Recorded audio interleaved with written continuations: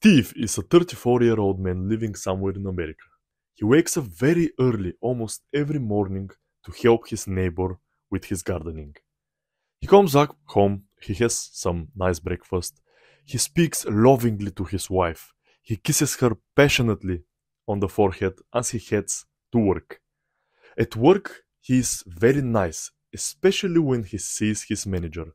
He's smiling all the time, he's giving a lot of compliments, he's shaking his hand. And don't let me even mention the fact that he's the best dressed guy there. He always has the best suit. It's always ironed, you cannot see even a single wrinkle, and he receives compliments very often about his outfits. After work, he goes to the language course that he signed for. Over there, he tries to be the best student. He does the homework, he participates in all the activities, he practices. And this is the normal day of Steve. On the surface, you might say that Steve is quite a good person, probably the nicest person you can be around. But this is only judging things on the outside.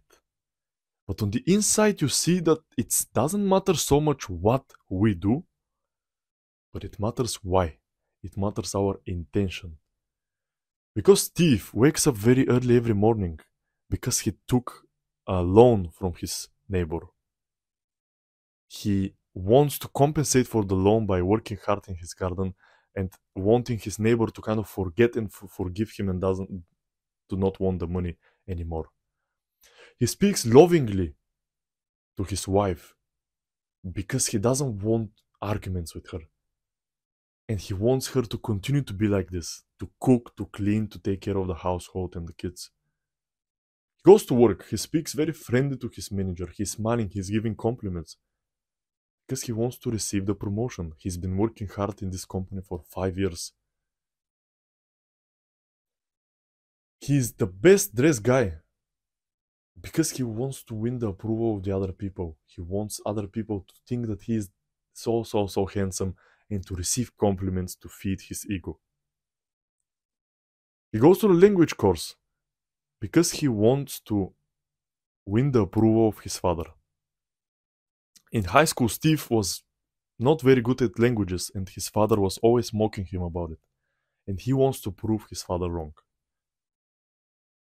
Now, after saying all these things, you might think that Steve is still not a bad person, still quite a good guy. But I want to tell you in this video that the intention is much more important. The action itself is on a whole another layer. It's much more up there on the surface than what we are after. There are 3 types of valuing, let's say, of yourself. There are 3 types of ways that you can determine your value as a person. 3 paradigms is the best word. The first paradigm is what you have. This is where most people reside in. People think that their value is based on what they have. I have a nice apartment, I have a very profiting business, I have a very beautiful girlfriend, and this is what their value brings. But the tricky part here with this type of paradigm is that as long as you have these things, you feel that you have good value. But as long as you but the time when you lose them, your value crumbles because your value is dependent on what you have. The second level is what you do. This is exactly where Steve resides in. People like Steve think that as long as you do good things, you're a good person and your value is very high. But what if you don't do these things? This is the question which we should ask ourselves. What if you don't do these things? And what if our intention is not good?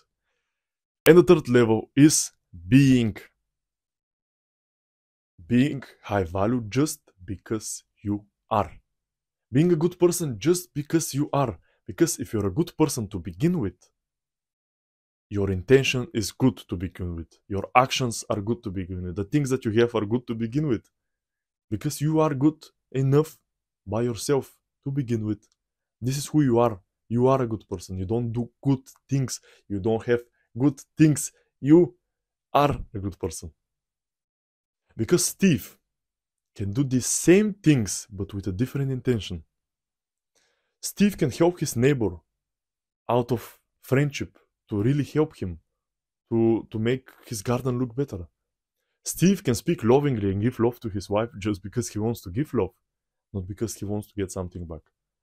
Steve can be not so nice, but more honest to his boss and just tell him what he wants. He can give compliments because he thinks them, not because he wants something in return. Steve can wear not the best suits and still receive compliments. Or the best case, Steve can be the best version of himself. He can wear the best suits, but not with the intention of getting validation from the other people. And last but not least, Steve can learn a new language without his father in his head, always trying to prove him wrong or win his approval. What I'm trying to say is that you can do all the good things with a good intention. You can give love to the other people without wanting something back.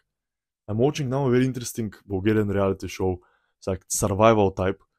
And they have these parties. They make this, teams that they vote for each other.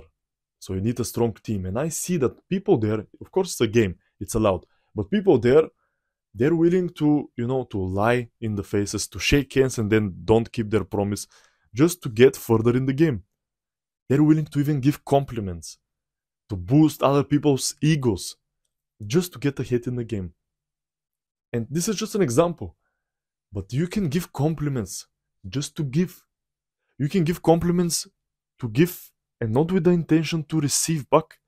You can give compliments with the idea of just making the other person feel better without wanting anything from them in return. But we believe that as long as we do something good, we are good. Of course, this video is not about morale, not about saying who is good and who is bad. This is a whole different topic. What I'm trying to say is, as always, it's very interesting thing to do. Try to analyze yourself why you do certain things. Why, for example, if you get in some friend group, you become louder. Is this because you really feel confident or because you want to overcompensate? Do you really give to your mom, to your sister, to your girlfriend because you want to give or you want something in return? Because life, and especially about relationships with friends, with relatives, with romantic partners, they're about giving. And maybe this is a prominent topic in this video because, guys, life is all about relationships. We do everything for relationships. Do you give just to give? Do you give to make the other person feel better? Or do you give to get something back? Do you say I love you to receive it back from your girlfriend? Think about this for a second. Have you said I love you just to hear it back? Because in the best case scenario, of course, nobody is perfect. We're all striving to be the best versions of ourselves. But in the best case scenario, you can say I love you to your girlfriend and not even expect an answer, because the purpose of your action is to give love and not to receive something back in return. You can do some charity work without sharing this to everybody that's what you do, because your intention is to give anonymously and not wanting the approval after that of other people. Or something that I'm a little bit guilty of. You can give to the homeless people without making videos about it. Again, chasing approval and validation and boosting your ego. It's not the action itself, it's the reason, it's the intention behind it. Because many of us also live for the approval of our parents. A lot of our actions are based upon, run by our parents' desires. And not only when our parents tell us, oh, you should do this, you should do that, and you accept and agree. I mean also subconsciously. For example, you get a new job and you call your mom and you wait for her approval. Oh, mom, I got the new job. Oh, I got promoted. And you wait for her reaction. But I see a lot of the things that even adults do, even 40, 50, 60-year-olds, is to still impress their parents. This is crazy. To still win the approval of their parents. You go in a certain university, you get a certain degree, You get this kind of job only because your parents would be proud of you.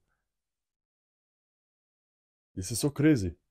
You can live your whole life like this, wanting something back. All of your actions, in the back of your head, you're thinking about what you're going to get from other people.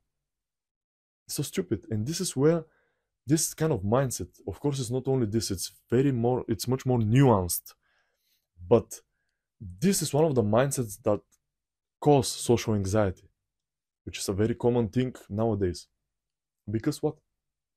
You go say hi to a stranger, you want to speak to a stranger, but in the back of your head, you want to win their approval, you want them to like you, want them to laugh at your jokes, all these things. And you come off as an unauthentic person. Because people can sense these things, people can feel when you are not authentic, when you want something back from them. When you are completely 100% yourself, then you wouldn't even think about these things. You just speak for the purpose of speaking. You speak for the purpose of giving value, giving information, giving some nice vibes to the other people. Not always wanting something in return. You can give compliments to people, not to receive them back, just to make them feel better. It doesn't matter so much what you do. It matters why you do it. Why you're the way that you are.